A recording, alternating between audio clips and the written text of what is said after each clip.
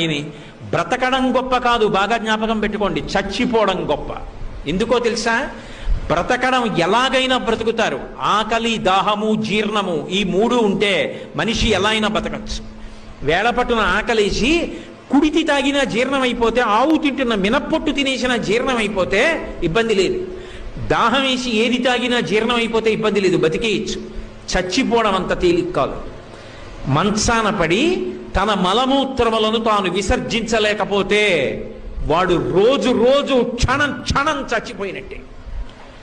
ఆ మలమూత్రములు తన శరీరంలోంచి బయటికి వస్తే పురుగులు పుట్టి శరీరాన్ని కొరికేస్తుంటే సొంత భార్య కూడా కంపులోకి రాలేక, పనివాళ్లు కూడా చెయ్యక, గది తలుపులు వేసేసి కుక్కకి పెట్టినట్టు గిన్నెలో తీసుకొచ్చి అన్నం పెడితే తాను చేసిన పాపాలు జ్ఞాపకానికి వచ్చి కుమిలిపోతే రక్షించేవాడు ఉండడు. అనాయాసంగా వెళ్ళిపోవడం అంత గొప్పది. అది ఇవ్వగలిగిన వాడు శంకరుడు ఒక్కడే. అందుకే బ్రతికినంత కాలం ధర్మాన్ని పట్టుకుని బ్రతికిన వాడు ఎవరి దగ్గర చెయ్యి చాపకుండా బ్రతికి, ఎవరితో చేయించుకోకుండా పరమ సంతోషంగా భగవన్నామని చెప్పుకుంటూ వెళ్ళిపోతాడు. అంతకన్నా ఏం కావాలి మనిషికి?